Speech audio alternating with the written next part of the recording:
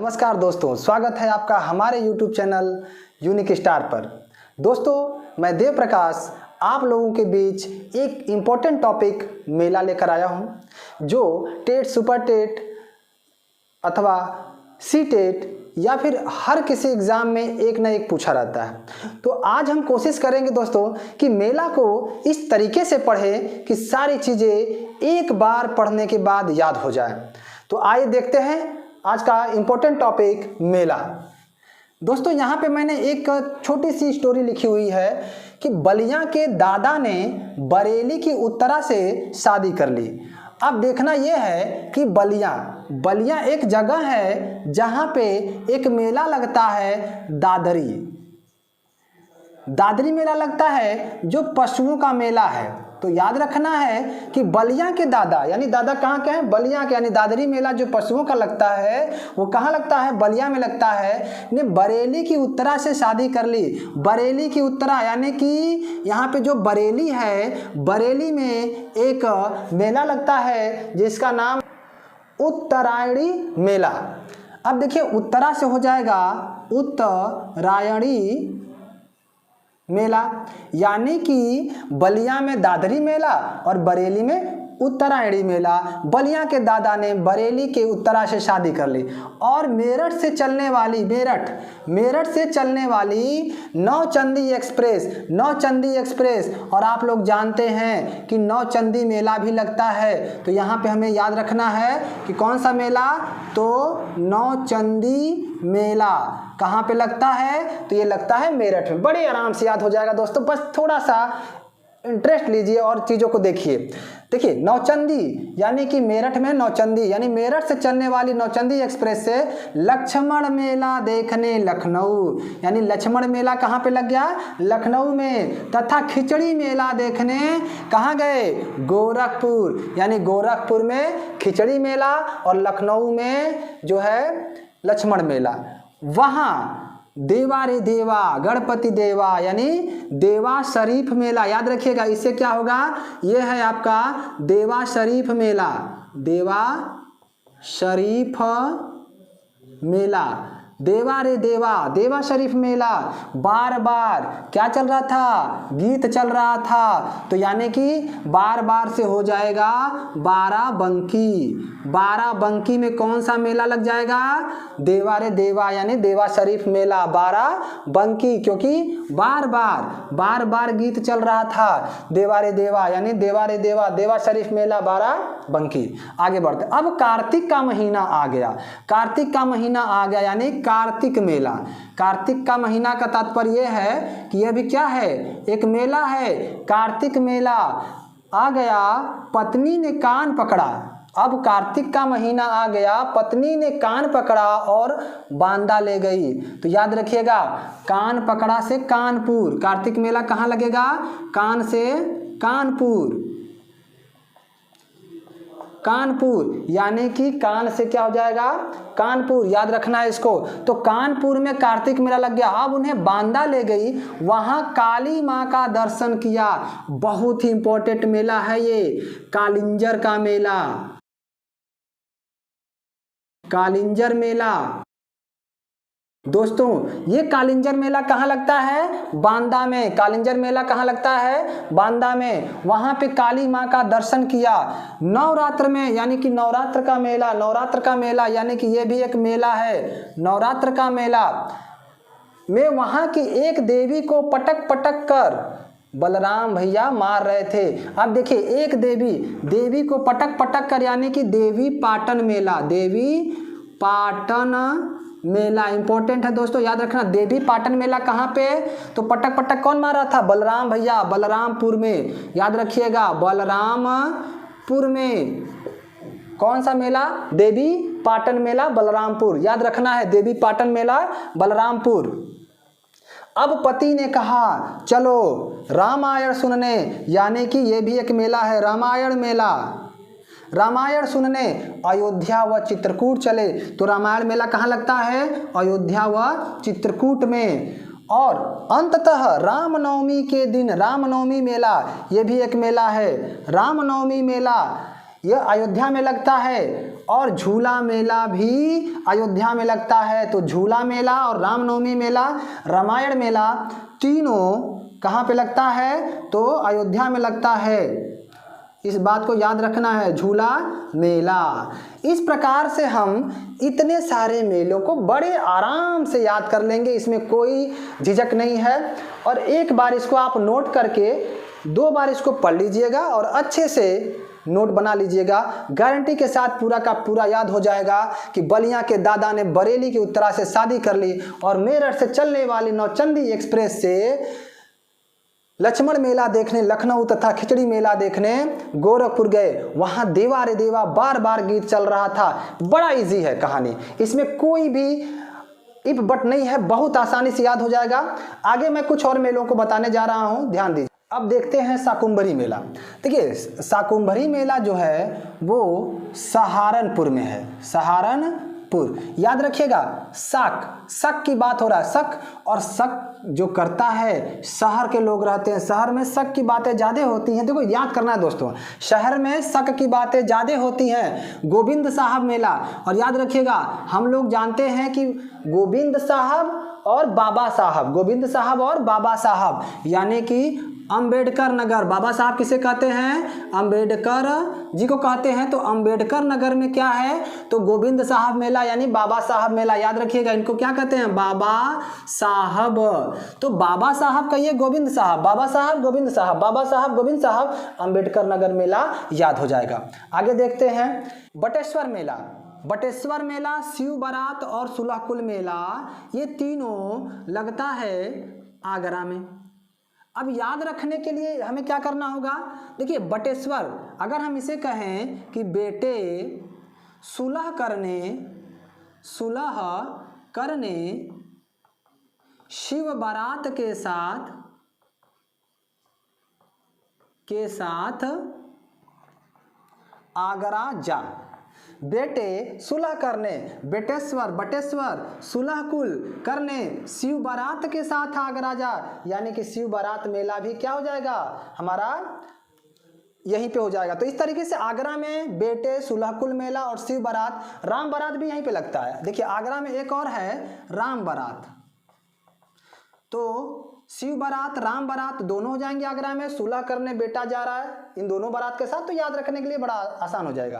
तो इस तरीके से आगे बढ़ते हैं। अब देखिए हम आते हैं वाराणसी में, थोड़ा देख लेते हैं। वाराणसी में बहुत सारे मेले लगते हैं।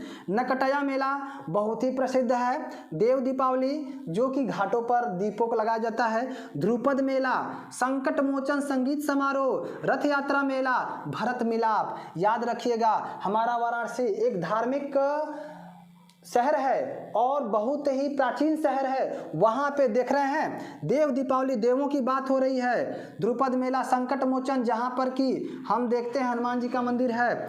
रथ यात्रा और भरत मिलाप, ये सारी बातें हो रही हैं हमारे वाराणसी में। सारे के सारे मेले कहाँ लगेंगे? वाराणसी में। तो याद रखिएगा वाराणसी में बहुत से मेले लग रहे हैं। नकटया, देव दीपावली, ध्रुपद मेला, संकट मोचन संगीत समारोह, रथ यात्रा और भरत मिलाप। आते हैं पुष्कर मेला। पुष्कर मेला कहाँ पे लगता है? तो ये लगता है राजस्थान में। याद रखिएगा राजस्थान। अब देखिए याद रखने के लिए एक सिस्टम बनाते हैं। हमने कहा कि हमें किसी भी तरह से चीज़ों को याद रखना है, तो आप देख लेते हैं कि इसमें चीज़ें क्या होती हैं। तो पुष्कर मेला राजस्थान में लगता है और यहाँ पे हमें ध्यान देना है कि जब हम किसी वस्तु को पुश करते हैं, पुश मतलब ढकेलते हैं, तो वो क्या बदलता है? अपना स्थान बदलता है। पुश करते हैं तो क्या बदलता है? स्थान बदलता है। तो पुश कर स्थान बदल जाएगा, पुश कर स्थान बदल जाएगा। तो पुष्कर मेला क्या हो जाएगा? ये राजस्थान में हो जाएगा।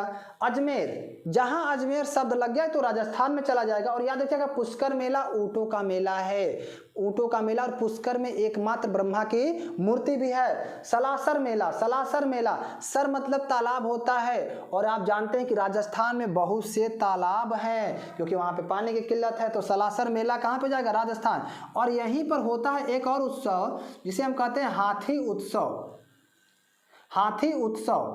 अब देखिए हाथी, हाथी पर कौन सवारी करता है? तो राजा महाराजा करते हैं। तो हाथी उत्सव भी यहीं पे हो गया। पुष्कर मेला, सलासर मेला, अजमेर का उर्स, ये सब के सब कहाँ पे हो जाएंगे आपके?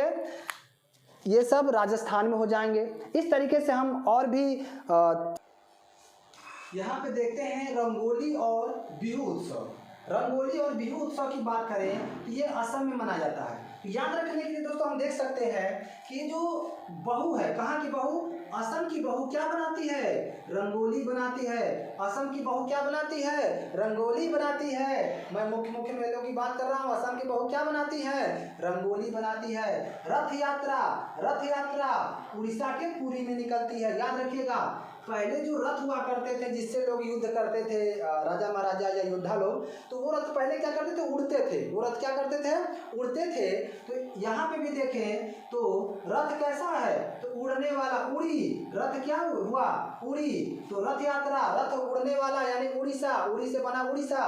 तो रथ कैसा है? उड़ने वाला रथ, यानी कि रथ कैसा है? तो उड़ने वाला, रथ उड़ने वाला है, यानी रथ यात्रा उड़ीसा में। आगे बढ़ते हैं, बैसाखी उत्सव। याद रखिएगा, बैसाख, शाख शब्द बन रहा है, शाख मतलब इज्जत, और पंजाबी अपनी इज्जत के लिए कुछ भी कर सकते हैं, तो पंजाब में लगता है बैसाख उत्सव।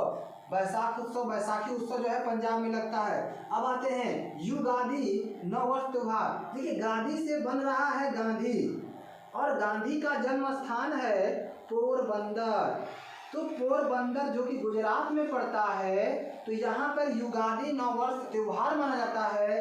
तो गांधी से गांधी बना लेंगे और गांधी से पोरबंदर और गुजरात बन जाएगा। तो युगादि त्योहार जो है वो मनता है।